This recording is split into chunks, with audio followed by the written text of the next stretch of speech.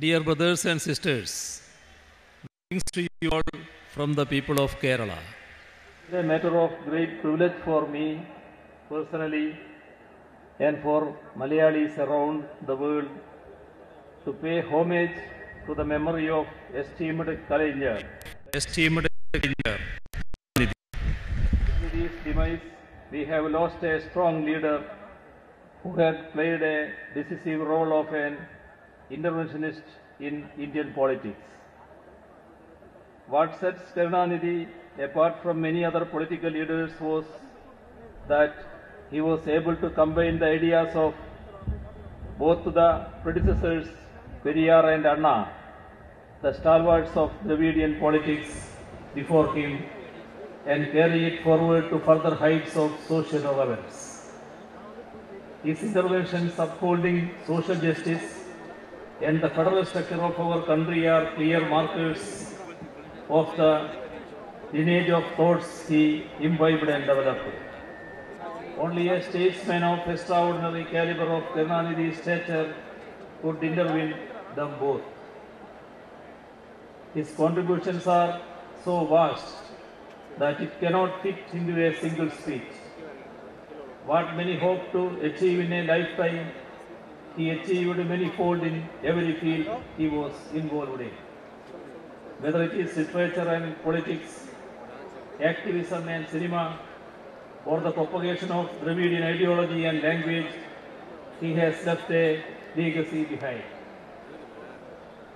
It is his voice for the Tamil language and commitment to the ordinary people, perhaps, that will be remembered most. It is his fight for the language that has led generations to have the ability to speak, read, write, and even think in it. Kalaignar was an artist who painted with words. The way he wrote plays, scripts, and lyrics can attest to that. Politicians are remembered for decades at best, but Kalaignar's efforts for the propagation of Tamil ensures that his memory is as immortal as the language itself. Because as long as Tamilians are there, Tamil will be there. And as long as Tamil is around, Kalaignar will be around. I think he lived three mothers: his mother, motherland, and mother tongue. He strongly believed in the power of words to capture the attention of as change the fabric of society and lead the way to a better tomorrow. The way his poetry sounded, actually he made everything sound poetic, even his speeches. His tryst with the language went far beyond fiction. His work as a newspaper editor was exemplary, to say the least. Kalaignar began from the handwritten magazine of his student days to create and edit Murashali, a newspaper that he fondly referred to as his first child. This was a reflection of the passion and dedication with which he works on every project he undertook. He never spoke of economic development. He always spoke of socio-economic development. Ideas such as farmers' markets, slum clearance board, and increased dispersal of industries may seem like the new wave of policies for an equitable society, but Kalaignar had implemented these over the course of his terms in office.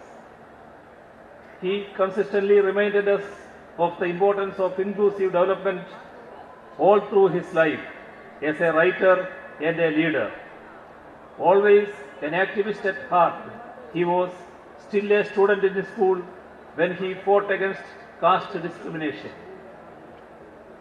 He continued this fight into his years of public service by creating 30 welfare boards so that the oppressed would have a chance to influence the policies that affected them. He was always ahead of the times. His contribution to women's empowerment should not be forgotten, as he was the first to implement equal rights on property for the girl child in 1989, 16 years ahead of the central law. Another fight he took on was on behalf of the transgender community. This time, 6 years before the Supreme Court ruling asking states to establish a transgender welfare board, Tamil Nadu already had one.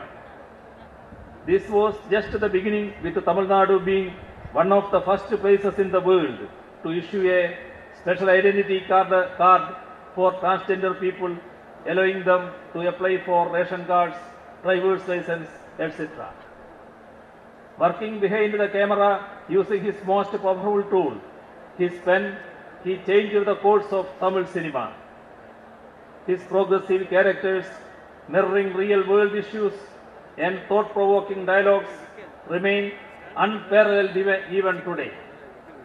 He used his writings to teach us of the difficulties faced by people discriminated on the grounds of caste without ever oversimplifying it. He reminded us all of the complex issues, from disownment due to intercaste marriages to the evils of untouchability. He never shied away from questioning the norm or talking about taboos. In a lot of ways, he was an activist taking many forms to effect change in different spheres. At the end, I come to Karunanidhi, the 5-time Chief Minister of Tamil Nadu, a Dravidian leader turned politician. In a lot of ways, this was just a culmination of all his other work. As Chief Minister, he was one of the finest administrators this country has seen. He made a notable contribution for states' rights and restructuring center-state relations. As opposition leader, he was dedicated to the people while always being respectful to his opponent. He was a champion of social justice and had sympathy for socialist goals. Kalanjar's biggest dream was development of the state, its people and their language. He worked tirelessly to make his dream come true. However, what comes to mind whenever I think of Kalanjar is the man behind these achievements, a person willing to go to any length for the people. I end this speech the way he always wanted to be remembered, a man who toiled without rest, and hope that he is resting peacefully at last. Thank you.